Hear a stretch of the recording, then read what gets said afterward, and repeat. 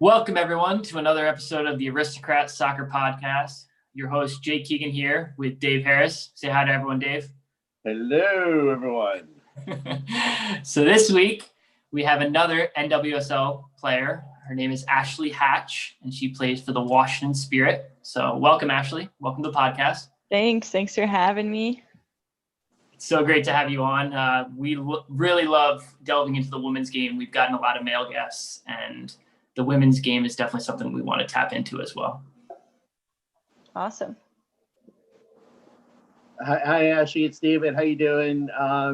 Just wanted to start off with a question. Now, you just finished up the recent women's national team camp, I believe, right? And just wanted to get your thoughts on that, and how it went for you, and overall how it went. And I believe you were there last year as well, so just wanted to get, it must have been a very different experience this time around. Sorry, was this with the Washington Spirit?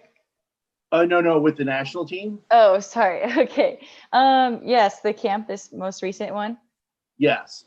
Yeah, it was a great experience. I mean, I think every experience I have is always a little different because I'm in a different position in my career.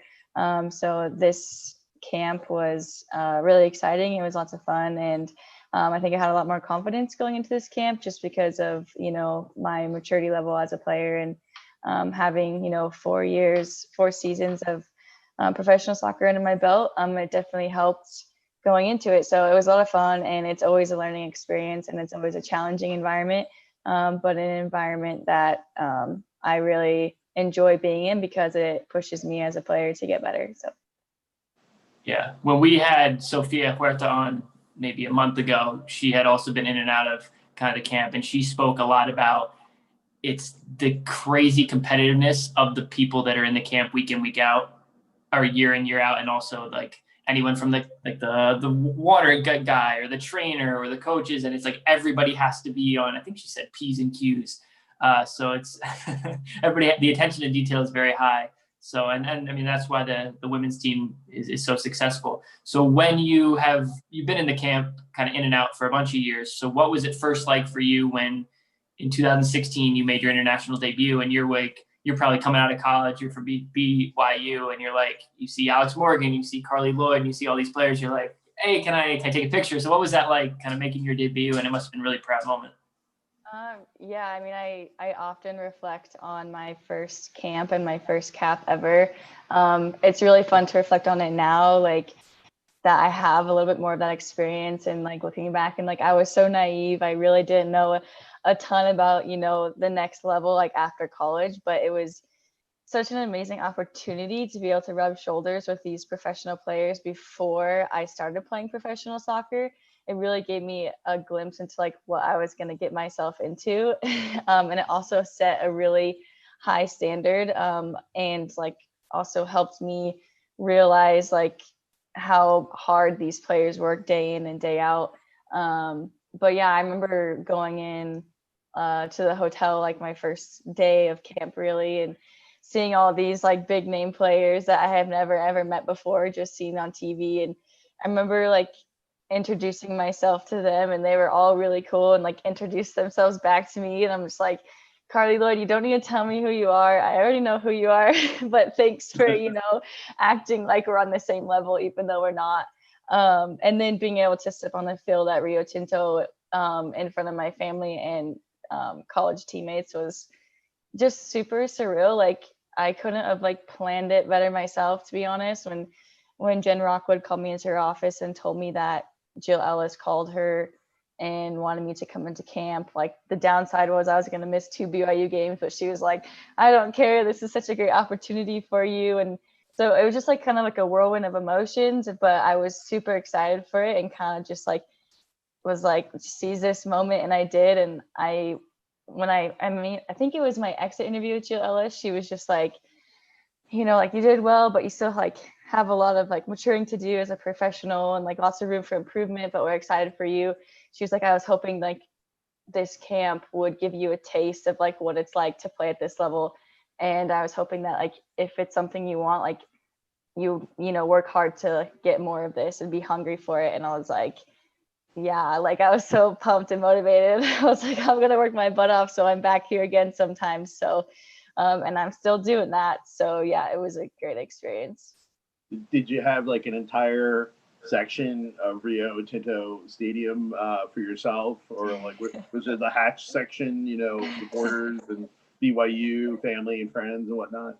Yeah, I mean, I was so, to be honest, I was so nervous on the bench, just like knowing that there was a chance I could get in the game. So I was just like trying to stay focused. But like after the game was over, I remember watching, me stepping onto the field and like hearing the announcers talk about like people cheering and like seeing all my friends from BYU like taking videos and like being there all supportive. My parents were there, my sister was there. So a lot of people were there, and I still get people sometimes to this day like stop me and be like, oh my gosh, I was at Rio Tinto when you got your first cap. And I'm like, no way, that's awesome. So I was pretty lucky to have like a huge like support group there.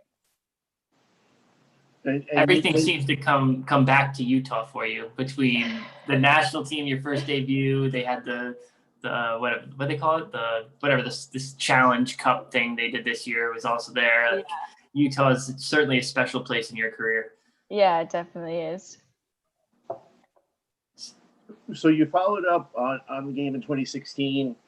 Then you were able to play another game in 2018 and against Mexico, and then you also, you know, like as I mentioned, you were in the camp last year. You were just in the recent camp, so it seems like you're in that pool of players that's like fighting for contention to be like a regular every single time there's a national team. What do Camp, you're trying to, you'll be in there. So what do you think you need to do, or what have you been told, from Coach Blacko and Danovsky? Like, what do you think you need to do to be that automatic selection every single time? I mean, I think just keep on keeping on, to be honest. Like every single year, I mean, every player does this in the off season. You evaluate how your season went and you evaluate areas of your game that you can improve on. And so like this year, after the Challenge Cup and then going into to this last October camp, I had a few conversations, with Richie, our head coach at the Spirit, who had conversations with Vlatko and like other coaches who, had some good advice on things that I can work on. So just like taking those things and running with them. Ultimately, like I want to become a more technical striker and finisher. Like I have a lot of those, the qualities of a really good striker, but I just need to keep like refining those skills and keep, being lethal in front of the goal, creating opportunities for my teammates and my team. And I think if I keep on, doing that and being more consistent about it, I think that will definitely help my case. Is there anything that you've taken from those camps, from the top attacking players like a Carly Lloyd or Christian Press or Alex Morgan, that they do that you specifically say, like, I want to try to do that more often?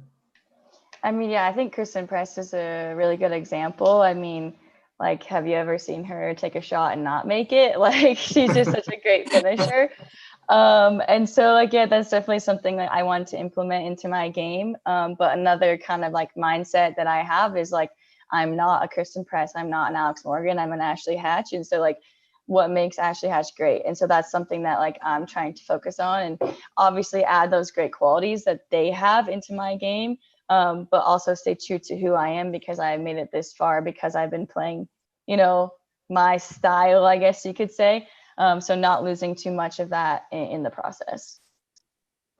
What you see, like, Alex is with Morgan's with Tottenham, and then we were talking with Sophia, where she's going, she's in Lyon now, training with Lyon. Like, what are you going to do in this off season for yourself to keep sharp, to stay fed, to stay like that, keep that edge that you need to compete at that level? Yeah. So actually, in the off season, I'm here in Utah with my husband because we have a place here. This will actually be my last off season here because we're planning on moving to Virginia, where the Spirit will be next year. So I'm there full like all year round, which would be really nice. But I have great resources here. I plan on. I have a local gym that I go to, Jordan Pendleton. He's a really good strength coach, and so last year was my first year with him, and I worked really hard on like my speed and agility and my strength. obviously on top of my soccer skills. And that's something that really contributed to my confidence going into the season. I mean, it was kind of hard being so prepared for a season and then having it pushed back by a couple months, but I still think that that really helped me going into the Challenge Cup. I was able to like carry over that confidence of just like feeling strong, athletic, and prepared. So that's something I'll definitely be doing this year. And also, I'm going to be working a ton on my finishing because that's an area of my game that I think I can definitely improve on. So kind of piggybacking on what you're speaking about last season now, how do you feel like that went for you personally? I know you guys finished second in kind of the round robin portion of it, and then you lost. I was looking at it, like all 3 games, or 3 of the 4 was 0-0 and then penalties. So that kind of shows just how close everybody is in the NWSL. But how do you think that season went? And you can touch a little bit, I'm sure you don't want to touch too much, but on the COVID side of it, it was a crazy year for everyone. So everybody handled it differently. Everybody, like some people did like their quarantine training sessions. So if you want to talk a little bit about that. Yeah, to say this year was unique, I guess, is kind of an understatement. But to touch on the Challenge Cup a little bit, like I'm super proud of the Washington Spirit, and I know every team had their own obstacles, and so I'm not saying ours was worse or better than anyone else, but I know what we went through, and the preparation was hard, with the shutdowns, and with our specific area, like our home training fields were closed, so we had to find other places, and it was just really difficult. But I think we were able to come together as a team and make the most of that tournament. Obviously, it was heartbreaking ending in penalties because we had a high seed and we did really well to put ourselves in such a good position going into the knockout rounds.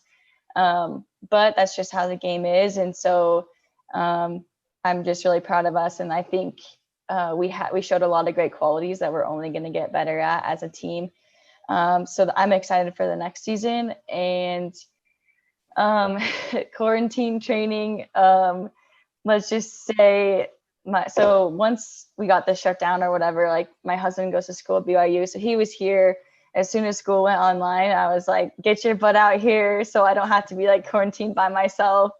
So he, flew out, and I was able, like, silver lining, we were able to actually spend more time together in a season than we normally get to. So that's good. But he became my personal assistant, trainer / ball shagger, like whatever else you can. I literally made him do everything with me, but that helped a lot. But I think it's fun to just like look back on it and be like, can you believe that we like hopped 3 fences to try and get on a good grass field to do runs? Or it's just like, it's crazy to look back on it. At the time it was like kind of stressful because like we were working and training for a season that was so unknown. And so that was like the hardest part for me. But looking back on it, I'm like, wow, I'm really glad we did put in that work, even though we had no idea what was going on. Because if I went into that Challenge Cup, like not physically fit or mentally prepared, like it would have destroyed me because it was just like so intense. So yeah, it was unique and it was fun now that I look back on it. But I hope it never happens again. I think we can all agree on that. I can remember my own quarantine training, and we would like do little parking lots here and there. Yes. And then there'd be like a field down the hill so no one would see us. Because if you were on a field that anybody could see, you get kicked off by the cops or whatever. Yeah. We shouldn't be sharing this, Dave. We're gonna get in trouble. But I know, don't tell anyone. But that was kind of the quarantine training. Was I kind of like, once we found a field and we had like 4 or 5 guys that would consistently go, I loved it. I mean, I didn't love not knowing when the season was going to start, but I thought personally, and the guys around me made a lot of good strides, and I think you'd kind of have that same experience. So yeah, I think in life you have to take the positives and just everybody gets dealt a hand, so just make the most of it. So yes, definitely. I was curious, just learn a little bit more. Maybe you could share a little bit more about the Washington Spirit and then and the NWSL. And to me, it just seems like it's the best of the best for women's soccer, where you have 9 teams. Now you're going to have 10 after Louisville starts picking players this week. And there's so many good, talented players. Young women playing college soccer. But then, if you did have an aspiration of going to that next level, there's 9 teams, 10 teams to play for. You don't have a lot of options. So to me, the NWSL is the best of the best. And then you're obviously not only succeeding, but thriving, being able to play for the national team. So just talk to us a little bit about the level of competition within the NWSL if you can. Yeah, I mean, I would agree with you that the NWSL is the best. Yeah, the competition is definitely high in the NWSL. I remember the first team I ever played for was the Courage, and that's the team that I got drafted to. And I remember my first training session, like, obviously I was nervous, but, super confident and positive. Like, I'm going to go out there, I'm going to do my absolute best and enjoy this process. And NWSL has come such a long way. When I was a rookie, like, it was very, like, if you got drafted, it was very kind of uncommon to get signed right away. Now you see teams that are drafting girls and signing them before they even show up to training or before they even step on the field, which most people thought that's the way it always has happened. But like for me, I didn't get a contract until like a month into like either preseason or season, I can't remember. So like every training session, I was like, am I going to get cut today? Am I going to get signed today? Like, I don't know, but that's just how. And not to cut you off, and you also happen to turn in the Rookie of the Year performance, but continue. Not only that, you were the number 2 pick. Like, I could see later round picks not signing right away, but to be the number 2 pick and not getting a contract for a month, that's wild. Yeah. So, I mean, and I was on the reigning champs team. So like, it was a very competitive team, but I remember calling my dad after is it the first day or your first week of practice? And I was like, Dad, these girls are so good. Like, holy crap. Like, I have a long way to go. And I think it's pretty common for college players, especially, their senior year, usually, they're at the peak of their college career, coming into the NWSL with confidence, which is good, but thinking that they're going to be able to like make an impact right away or kind of, just like show up and like be the best. But that's oftentimes not really the case. Like, there's a lot of learning that goes on because we are playing against such amazing and talented players, and everyone and every team is doing their best to get better and better every single year. And it's been really fun to be a part of not only the NWSL, but also the Washington Spirit's like progress going forward. My first season with the Spirit, I think we were second to last on the table. And now we are definitely competing to be one of the top. So it's very competitive, and like, I wouldn't want that any other way. So it's a fun league to be a part of. Yeah, I think it's definitely worked out for you. I think the Spirit have grown leaps and bounds the last couple of years. But after being drafted by the Courage, you're the number 2 pick. You guys win the Shield the first year. You lose in the final, but you win the regular season championship, whatever. You're Rookie of the Year. You're thinking, oh, this is great. Life is good. And then you get traded to the Spirit, which turns out you're happy, everything worked out, whatever. But yeah. How difficult was that time period where you're like, I thought I just had a great year. We had a great year. And you did get traded for, it was Crystal Dunn's rights. So, I mean, she's a decent player. I guess so, there's worse people to be traded for, but I'm sure that was a difficult time, just kind of making through that time period. Yeah, it was definitely difficult at the time. And looking back on it, like, it all worked out, I think, the way it's supposed to, and I wouldn't have changed anything. But yeah, at the time, it was really difficult. I think, my rookie season was a challenge within itself with a happy ending. Like, I didn't start till halfway through the season, and I wasn't a consistent starter, and I wasn't playing full 90s till halfway through the season. So being able to get to that halfway point and like start to see some progress and to start, making an impact on that team, and then ultimately getting Rookie of the Year, I was on such a high. And then going to play for Melbourne City and winning the championship there, I was on a high. And I was super excited to come back and start, preseason with the Courage. And like, we were super like disappointed we didn't win that championship. So we were all like, let's go, like, we're going to win the next one. And then all of a sudden to kind of just be like cut out of the picture like so quickly was a real like rude awakening. But I'm super happy it happened that way so early in my career, because it was kind of like a huge wake up call. Like, this is how it is. And I'm, glad that I had that experience, because it kind of forced me to like, fully commit. Like if I was in it for like the long haul, and I was really like, if this was really something I wanted to do, like I was going to make the most of whatever opportunity presented itself. So yeah, a lot of people think of it sometimes, like, especially that year with the Spirit, that was hard. They're like, wow, it kind of sucks that you got traded from like the best team to the worst team. Like, yikes. And I'm like, okay, well, you can see it that way, but I'm seeing it as an opportunity to be a consistent starter on this team and impact this team and eventually make this team a championship team. And I definitely think that's the direction we're heading.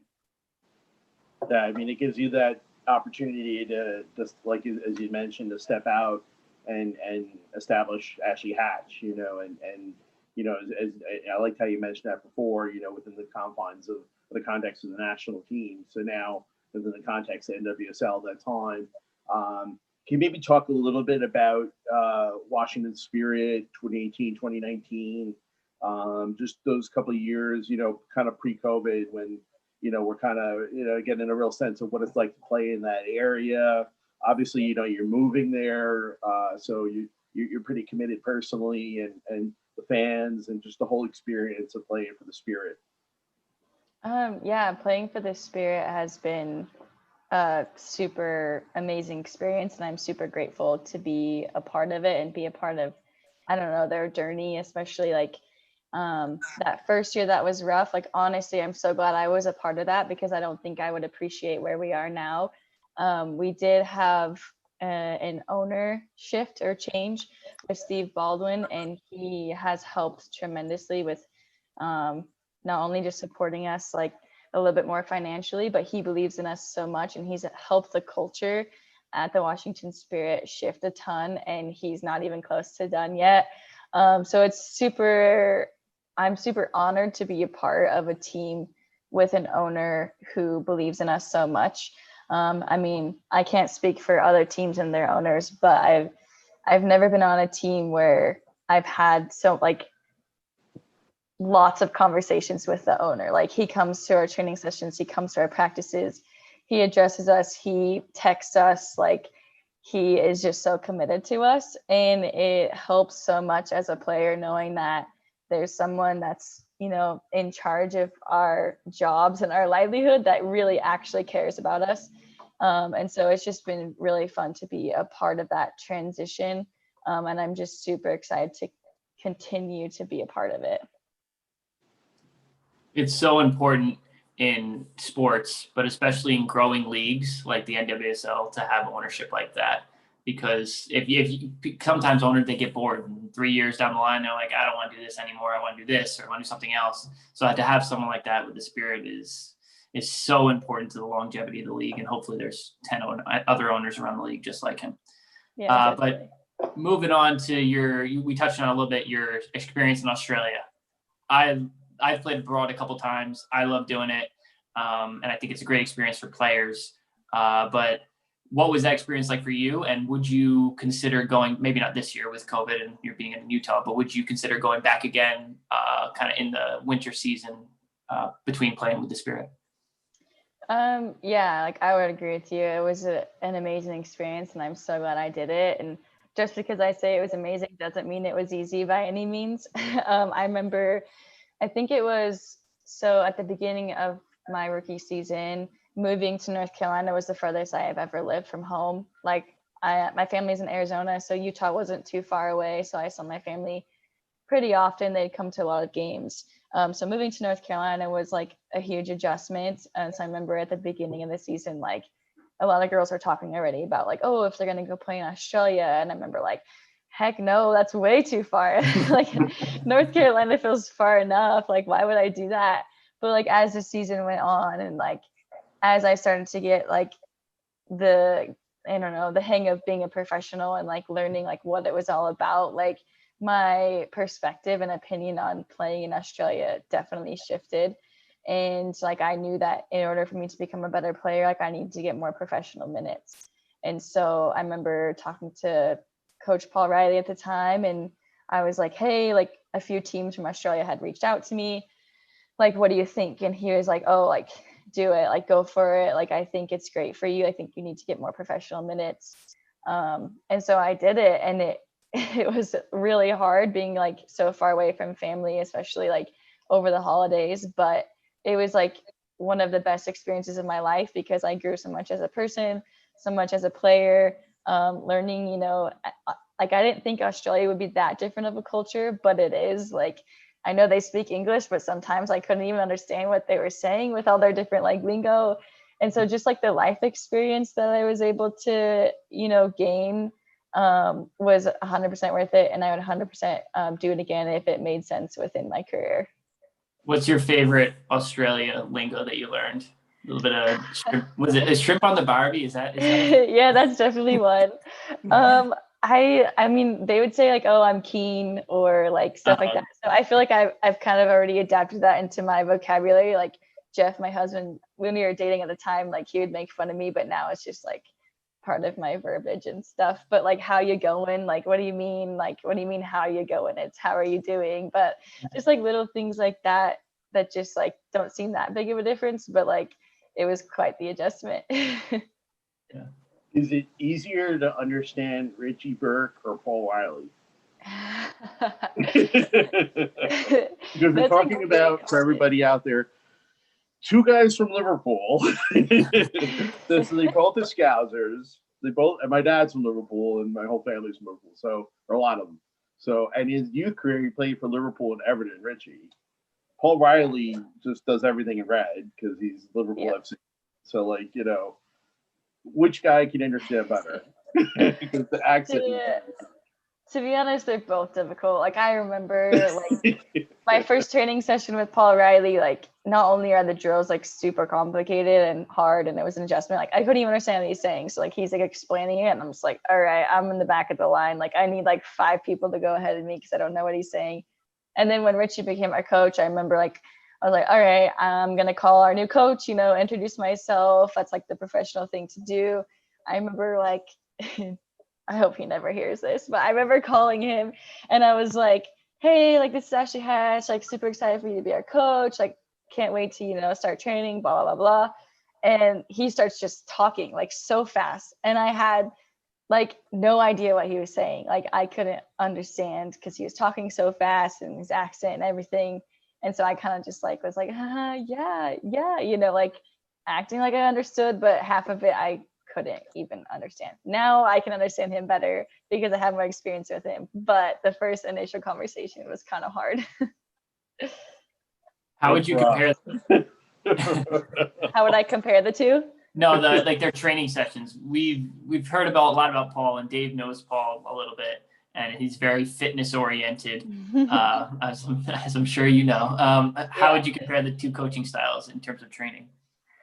I mean, there are definitely some similarities in like they both like love passing patterns. So like it was, I mean, like moving from like Paul to like Richie, like it was, you know, that was a similarity that I really liked and enjoyed.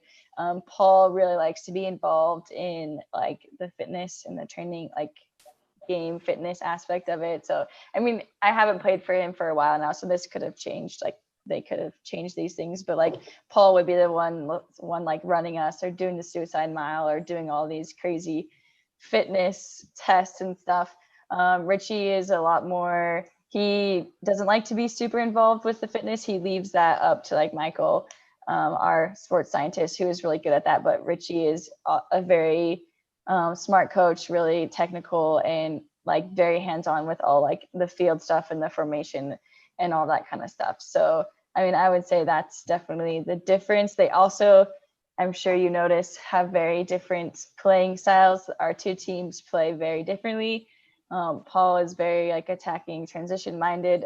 Richie is very keep the ball, you know, swing it around the back and wait for that, you know, opportunity.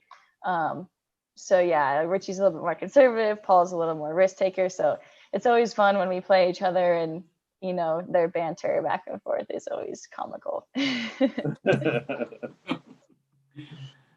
So maybe let's even go back a little bit more. We've touched on Utah quite a bit already, but just tell us a little bit about your years in college with BYU. You know, it seems like, you know, a huge, huge part of your life, and just curious to know a little bit more about it and some of the top experiences, your most memorable experiences you had. Yeah, like you said, BYU was a huge part of my life, and it's a huge reason why I'm still playing to this day. I don't think if I had the opportunity to play at such a dominant like soccer school, I don't know if I'd have this opportunity to play like professionally. So I'm super grateful for that. But yeah, I think so, like transitioning from like playing in high school and club soccer to like the college level, like same thing, first day of practice, first day of training, like, wow, these girls are really good. Like, got a long way to go, but I'm excited. And I've always been that type of player that I don't always necessarily want to be the best person on the field, because how am I supposed to get better? So like being able to step on the field with girls that are 4 years older than me, who have so much more experience than me, I just like, I thrived in that environment. And Jen Rockwood is really good at, you know, pushing her players and making, helping them get the most out of themselves, and like helping them push themselves and reach new, you know, goals and all that kind of stuff. So it was just a really fun environment, and one that I definitely thrived in. What was the college recruiting process like for you? I know you said BYU, you think it was vital to you playing professionally. So did you have a lot of other schools that were interested in you at the time? And what made you choose BYU? Sorry, there's BJU's as a college actually. No, you're good.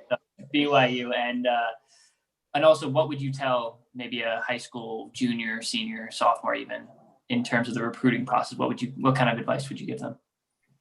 Yeah, so the recruiting process for me, I did have other schools, mostly on the West Coast, that I was interested in, or, you know, sent emails to, or I had come watch my games like in Vegas or California and whatnot. But BYU was a school that was always kind of at the top of my list, just because ever since like, I think it was the summer before my freshman year of high school, some of my friends invited me to go to the BYU soccer camp with them. And it just was like a really eye-opening experience and a really cool experience to like be in that environment and go actually see BYU at Southfield with like all of their fans and like the atmosphere and the environment. So watching them play kind of really like excited me and was like, wow, this is something I really want to do. But I would say the second school on my list was ASU, obviously because it was so close to home. I also, you know, grew up going and watching their games as well. And they have a great program as well. Their attendance, it wasn't as high as BYU's. So BYU's attendance at their games like just made it so much more exciting to like be a part of. And so like ever since my freshman year through my senior year, every year I saved up to be able to pay for half of the camp, because that was the only way we could go. Is my dad was like, well, if you want to go, you got to pay for half. So me and my sister saved up, went to those camps, and that's where Jen initially first saw me. Then obviously I emailed her like all my tournaments and stuff, and she came to a lot of my tournaments, at least the ones that she could, or the ones that she was already at. And I think it was the summer after my sophomore year of high school, I went to soccer camp, and that's where I kind of like unofficially like verbally committed. But I guess some advice that I would give to any junior, senior, anyone in high school is, and this is the same advice I would give to anyone trying to play professionally, is that like everyone's path is different. And, you know, I can tell you how I got recruited, and you can like maybe do some of the same things, but like your path is not going to be the exact same as mine. And like my path wasn't the exact same as someone else on my team. I know that some girls committed earlier than me, some girls committed later than me, like up until their senior year. And I know like soccer is like evolving so quickly and the recruiting process has changed already so much since I've played. But I think some girls get like discouraged if they don't have multiple offers like by their sophomore year of high school. But I would say like if playing soccer at the collegiate level is something you want to do, like there's a way for everyone, whether that's D1, D2, D3, community college. Everyone's path is different. So I wouldn't compare, but just learn from other people and then obviously do what you think is best for yourself. Another interesting experience you've had, and you mentioned your sister Brianna, so you were able to be her coach, right? At Utah Valley University. So that must have been an interesting experience for both you and Brianna. You want to talk a little bit about that? Yeah. I'm only smiling so much because I love Bree so much and she's awesome. And being her coach was like such a different like dynamic because we've always played together and we've been on pretty much every club team together growing up, and we even played at BYU together. So going from like, you know, her teammate to her coach was definitely a different transition, like for our relationship. Like I had like I feel like I could coach all the other girls on the team like the same way, and they like saw me as a coach. But for Bree, she saw me like as her sister, and so like when I would try and like coach her or give her advice, I had to have a completely different like plan of attack because like in her and my eyes we're like equals. Like I'm not above her, she's not above me. So it was a really fun relationship, and it was really fun. Like we actually like were roommates. Like I came back and lived with her while I was coaching at UVU. So like it was really fun, and I'm super glad I had the opportunity to do that and be like a big reason why I wanted to coach at UVU and I wanted to take that opportunity was so I could be more a part of her life, like as she was playing soccer, because I'm 2 years older, so I had missed a lot of her college games. So being able to come back and not only come to all of her games, but like travel with her and the team and be a coach and just be a part of that like experience as much as I could was really fun. And I'm really glad I did it. How I don't mean to cut you off, Jake, but like how hard was that to be coaching her at your age when you're an active player and not being able to get on the field and just being on the sideline? Like that must be killer for you. Oh yeah, it was like almost torture because like she's such a good midfielder and she's so good. Like her distribution is so good. I'm like, just put me on the field. I'll finish everything she plays me, I promise.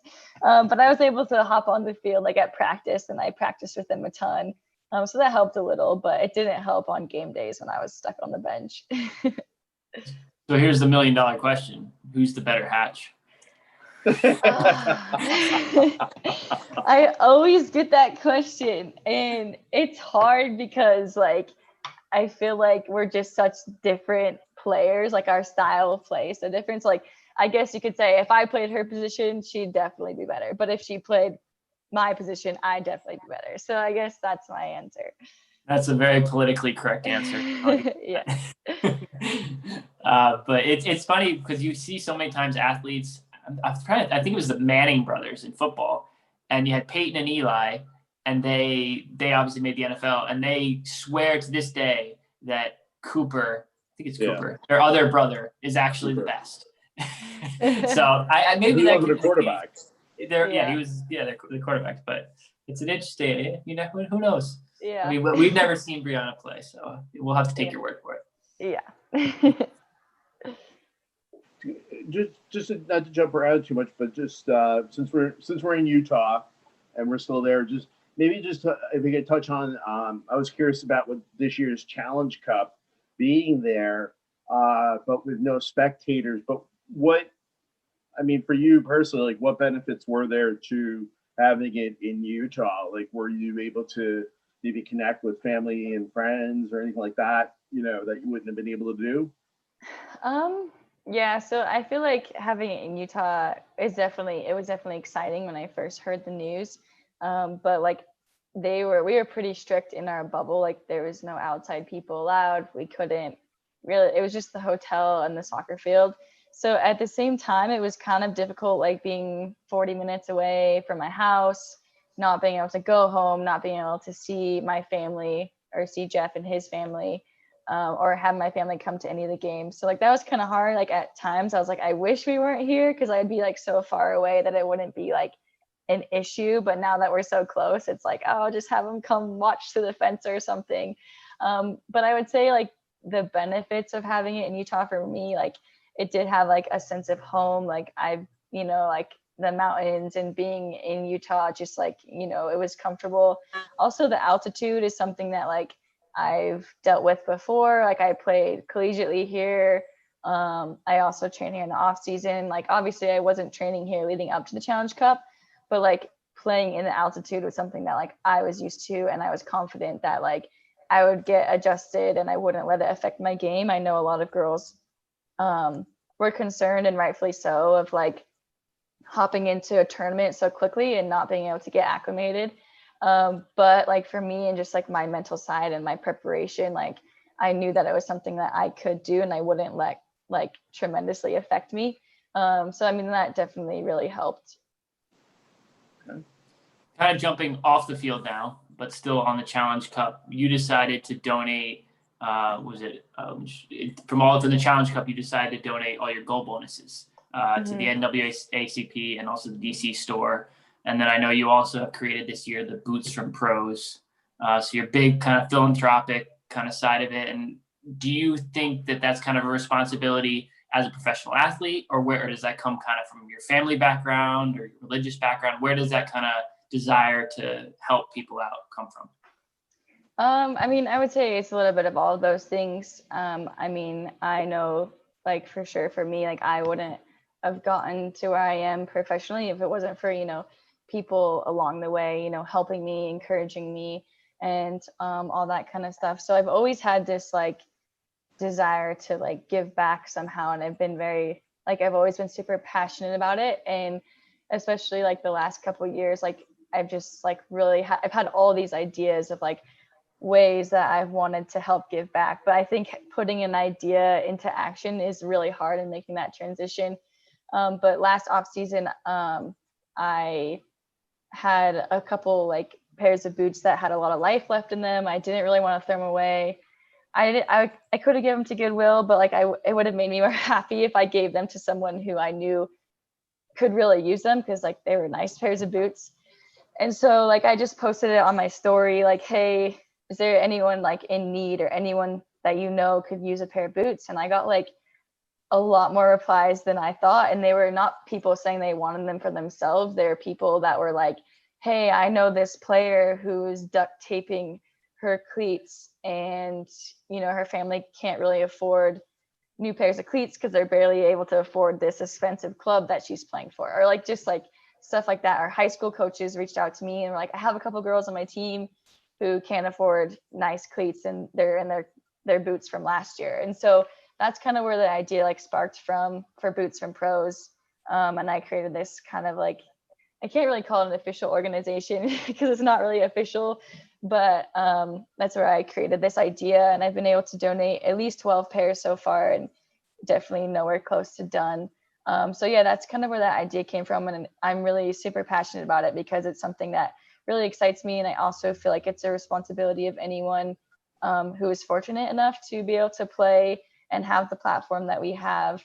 And it's something that truly really makes me so happy off the field when I'm able to give back and able to give any sort of like encouragement to young players who want to succeed and who want to get to that next level, whether it's on or off the field. How can I have extra boots laying around. How can I donate, or I don't know what to call it, donate, give it to your cause? How can I get involved? You can definitely get involved. So the idea of Boots from Pros is, so we take boots that still have a lot of life left in them from actual professional athletes, and we like box them up super nicely. If they need like new shoelaces or new insoles, we do that. We clean them up. Some of them are like brand new, which is always nice too, because they don't need to be cleaned by me. But anyway, and then we get like a encouraging note from the actual athlete. So these kids that are receiving the boots, like they're getting like an actual professional athlete's like boots and encouragement from them. So like it's meant to hopefully like help them feel special. So like, but I'm also trying to figure out ways to get, you know, boots from other people who may be like, oh, I don't wear these anymore, I'm not a professional athlete, like how can I donate these? But obviously like you're a cool person too, so we can find like someone in your area that like could use a pair of boots and like attach a note to it. So it's all in the works, but we can figure it out later. Jake actually is a pro. I know. That's what I'm Oh, saying. okay, So okay. like we can send them to someone in his area Okay. because I want it to be like a community thing. So I would hate to take his pair of boots and Yeah, like yeah, give them yeah, to someone in my community. So like we could find someone in your community that could use a pair of boots. How about this? I've got plenty of boots that are basically new that I don't use. I can give one to the Greenville community and one to the whatever, Utah or DC. You can pick. How about that? Okay. No, yeah, Deal? that's a good one. Yeah. Okay. How about you get some from those Greenville Triumph cheapskates and get them to start donating, Jake? Yeah, I mean, I wouldn't hold my breath on that one. So they just made 1,000 bobbleheads. So they gave away 1,000 bobbleheads. So that was their Nice. donation for the week. Maybe we could get an official John Harkes pair, former pro, of boots to donate. Maybe he should. If you want some of his coaching boots, the Cobras, Coaching boots are fine. The players can use them, you know. Perfect. So, Awesome. Ashley, get back to you now, away from our little banter. Just to talk a little bit about, you know, personal stuff. With we usually don't go too far into personal, but it's been pretty well documented, you know, about religion. You know, that you're Latter-day Saint. I even saw in one article that you were nicknamed the Mormon goal scorer. So I don't know if that's an actual nickname or if that was just for an article. But anyway, if you just want to touch on that and tell us whatever you'd like, share whatever you'd like to share about that. Yeah, of course. That isn't a super common nickname. I think I know article you're talking about. I do remember seeing that. But I think it's pretty well known among, you know, my teammates or anyone who knows me that I'm a member of the Church of Jesus Christ of Latter-day Saints. And it's definitely something that I'm super proud of. And it's a big part of like who I am as a player, but also as a person off the field. And yeah, I mean, I don't know what else to say about it besides that. Like I am very like proud to be a member of that religion. Also, it was really nice to go to BYU and be at a religious school and be able to study, you know, like whatever subject I was studying at the time, but also like apply the gospel of Jesus Christ to it. And it's also a huge part of like my beliefs is also a huge part of like how I treat others. And like I believe that like everyone is a child of God, and I think that we should treat everyone as so. And so that's how I go about my life, and that's how I go about all of my interactions with people. I'm definitely not perfect at it, but it's definitely a huge part of who I am as a person and how I try and be off the field as well as on the field. You know, I'm feisty sometimes, but I try and be respectful and try not to, you know, swear and cuss at the refs. But you know, sometimes it can be hard. But yeah, so I think It's like road rage. yeah, exactly. We're not perfect, but you know, we try to do our best. But yeah, it's just, I guess you could say it's just a big part of who I am. And if you ask any of my teammates, I mean, I'm pretty sure they all know, and they're all super respectful of me and my beliefs and my values, which I appreciate more than anything. And it's just been a huge honor to be a member of the church and a part of this league, because I've been able to learn about so many other cultures and religion and other people, and it's been really fun to like be a part of that. Well, just I'm guessing, you know, because like in 2020, it's a little more uncommon for you know, for athletes, for players, you know, to be so open about being religious, you know, in general, and then being an athlete. So I'm guessing maybe you've gotten feedback from people, from young women, just that, you know, it's a, you know, that can relate to or appreciate it, can relate to that. You know, if we go back 50 years or something, you know, very different, you know, people, you know, it was probably a little more common, maybe not, I don't know, but, you know, just have you gotten a lot of feedback that, you know, that, you know, young people are able to say like, wow, you know, you're, you know, helps me to be more open about who I am and things like that. Mm-hmm. Oh yeah, definitely. And it's, I mean, I feel like sometimes, like you said, it is a little bit more uncommon these days for people to be open about being religious. So sometimes that can be hard, and sometimes I can feel a little bit lonely. But it's getting, you know, I've had parents and I've had other young girls and young players like reach out and just say like, thank you for being a good example, or thank you for showing my daughter that you can be a professional soccer and also, you know, stay true to your values and your religion and your personal beliefs. And I feel like all those messages always come like at the right moment. And sometimes I'm like, man, this is getting kind of hard, or this is difficult, or I feel a little bit alone, like no one else is like me, like moments like that. And then I get like a DM or a message or a phone call, or my husband will get a message, or someone will talk to him and be like, oh, you're married to Ashley Hatch, like tell her thanks for me. And that means a lot. And that always, you know, it's a check for me. It's like, yeah, like you're doing the right thing, like stay true to yourself. And so, yeah, that just always helps a lot. Did that kind of stay true to yourself? Did that come from your family, your parent? You mentioned your dad a couple times, your sister. Does that come from them and your background? Oh, yeah, definitely. I mean, I still am really close to my family, but growing up, especially, we were really close, and we moved a lot as a family. So I think that helped us get even closer. And just like my parents and the lessons that they taught, and like how they, you know, taught us to be proud of who we are, even though there are people around you who are different, and that's okay. But doesn't mean you have to change for anyone else. Now, I was looking back also, I don't know if this is 100% accurate, but did you actually have a Sports Center moment? Yeah. So please tell us about this one. This is hilarious. All right. So as you can tell from all my other experiences, my husband and I, we like to train together a lot, or he helps me a lot. And in Utah, it gets pretty cold in the winter. So we go to like a church gym or a basketball court, and we do lots of like skills, touches, and whatever. And like usually, like sometimes at like during the session, like I'll get mad at him because he didn't pass the ball to me, right, or whatever. So sometimes there's like some tension. So we try and like end it by doing something fun, like we call it our trick shots. And so like we'll like think of like creative trick shots, and usually we end up being there way longer than we're supposed to. But anyway, this time he was like, oh, like try and make a free throw like off of juggling. And I was like, okay, well, how about I try and make it backwards? And he was like, okay, like bet, do it. And I was like, okay, I will. And so he was like, wait, let me film it, like just so we have proof. And I'm like, okay. And so I think I did it my first time, and it literally like hit like I think the front rim and like bounced, and I was like, oh, I can definitely do this, like let's do it. And so I think it was like my 6th or 7th try, I made it, and we just like posted it for fun. Like I think it was on my Instagram, and like had like a stupid caption like tagged Steve Nash, and I was like, oh, like my free throw is better than yours, or just something stupid. Like we were just having the one he did at the dunk contest, was it? When he did the rainbow at the dunk contest with, yeah, with Mari Stoudemire, I think it was.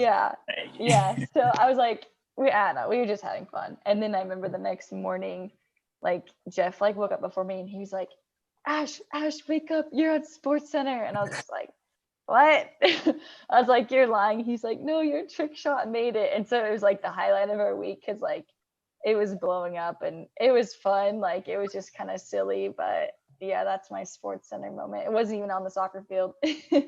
How do you feel about that being your Sports Center moment instead of like everything else you've accomplished in your career? I don't know, maybe a little bit of motivation. Like maybe I should score some like more sick bangers or something, and then try and get that on Sports Center. Hey, my saying is that all the goals count the same. So I almost prefer to score a scrappy tap in than a banger. Hey, they're overrated. I'm right there with you. I don't need Sports Center. I agree. So let's talk a little bit about going ahead now, because we don't want to keep you too long either. But just looking at 2021, let's just hopefully all is well in the world, and we're moving forward. But I know the 2021 Olympics or Olympic team, I think I read somewhere was a big goal for you as well. Can you talk a little bit about that? Is that something you're trying to achieve? Yeah, I mean, I'm always like being a member of the national team, making the national team, making the World Cup, making the Olympics. It's always at the top of my list, and that's a goal that I've always dreamed of, and I'm going to continue to pursue that. And And so like this off season, next season, just, prepping myself to be at my best. And if that opportunity presents itself, definitely seizing that moment.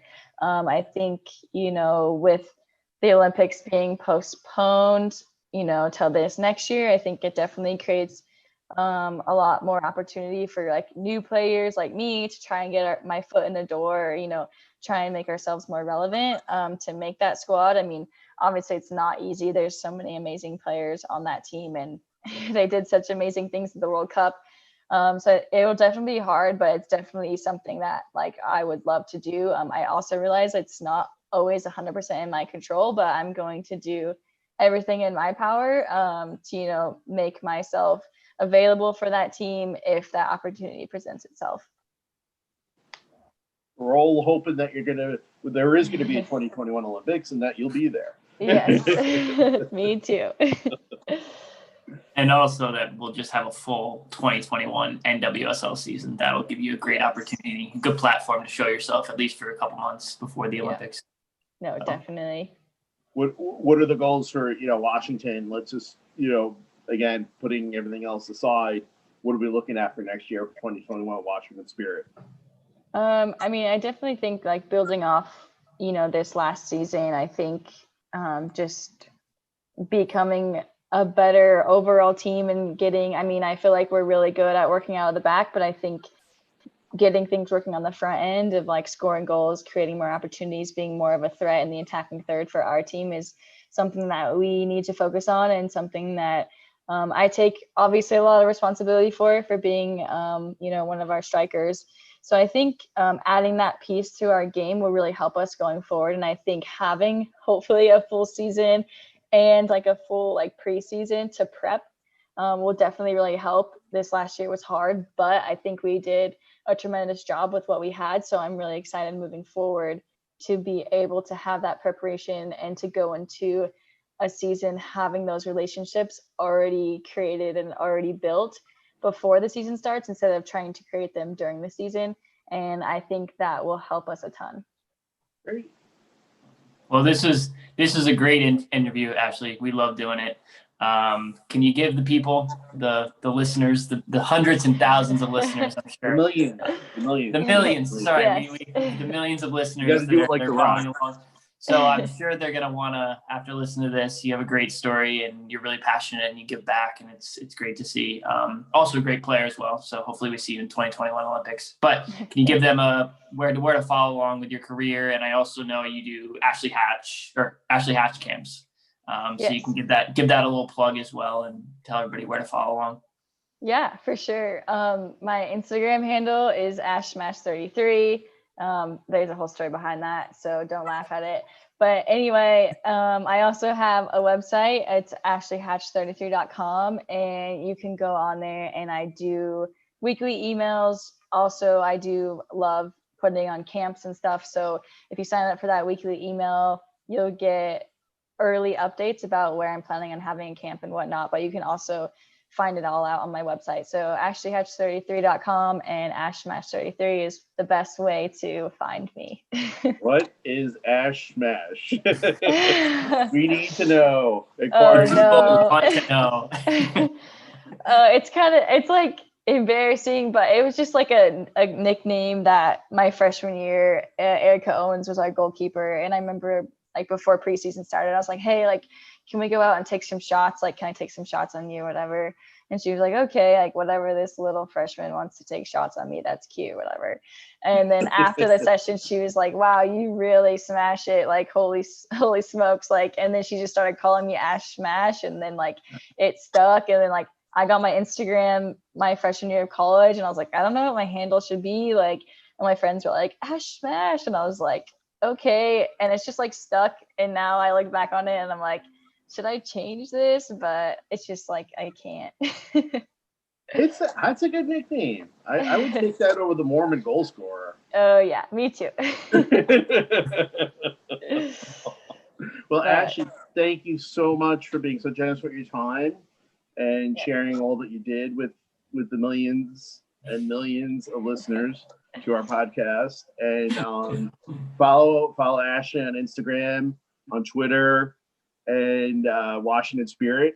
Thank you very much as well. Follow them And Dave, on, Dave, follow us too if you wouldn't mind. yes, well, we're getting there, Dave. So the Washington Spirit, the NWSL, the U.S. Women's National Team, Ashley's variety of things.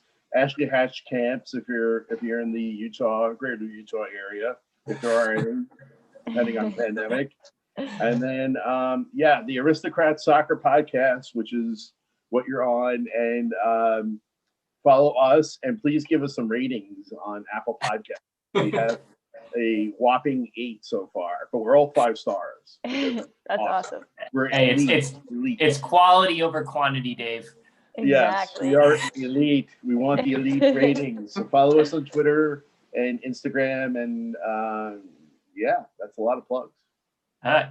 Thank you so much, Ashley. Until next time, Dave, I'm the athlete. I'm the advocate. And we And are we're the Aristocrats.